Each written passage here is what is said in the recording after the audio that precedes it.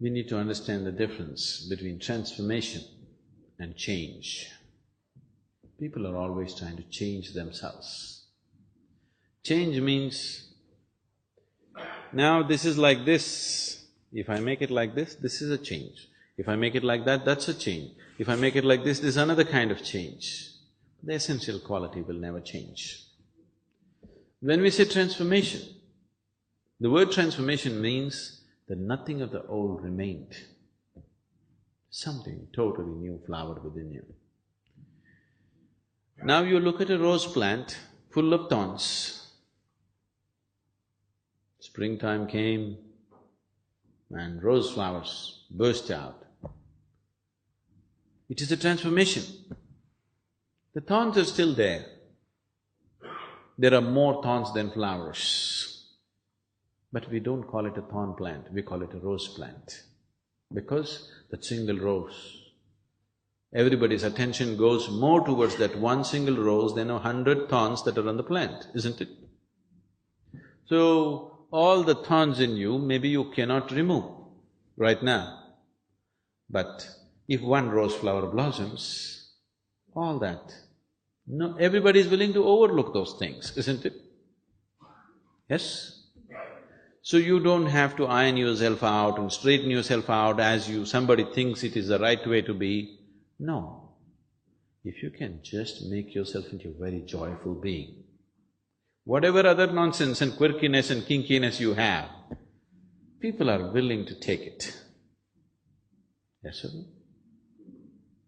If one flower blossoms, people are willing to forget all the thorns in you. Now you start plucking the thorns, it's an endless process, it's not going to happen. So setting yourself right does not mean plucking off all the thorns and straightening yourself out. And those people who have strived to straighten themselves out, they become so straight, nobody wants to be with them. Have you seen this? Somebody who's all correct, do you want to be with that person? Horror, isn't it? So this is not about becoming all correct. If something in you blossoms, people are willing to overlook all the thorns that are there in you. It doesn't matter anymore. Even though there are so many thorns in the rose flower and just a few roses, we still want to have it, isn't it? So that's all that needs to happen within you. You need to blossom. At least in one single dimension, if you blossom, then all the other things will be forgotten by people. That's all that needs to happen. So if that has to happen, what we should do?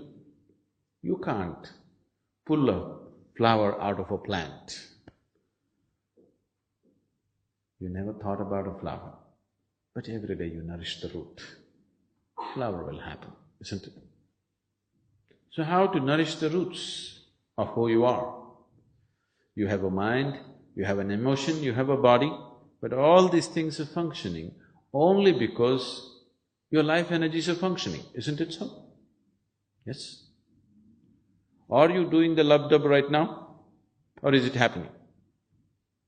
Your heart beating, are you doing it or is it happening? It is happening.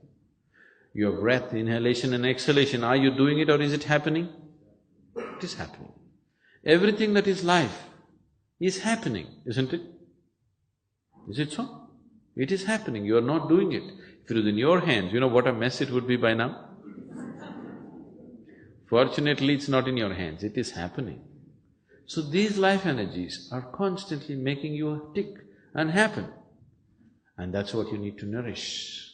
If you make your life energies properly balanced and in full vibrance, your body, mind and emotion will be in its best possible condition. So there is a whole science and technology as to how to do this. It is this technology that is referred to as yoga, but unfortunately, only the physicality of yoga came to the West. And now yoga means people are just all getting into knots, impossible, bone-bending postures. Yoga is the science and technology of nourishing the roots of your existence so that everything else naturally flowers. Because you want a flower, flower will not come. You have to do the right thing, only then it happens, isn't it? That is so with everything in your life. If you do not do the right things, it will not happen. If the right things are not happening, obviously you're not doing the right thing.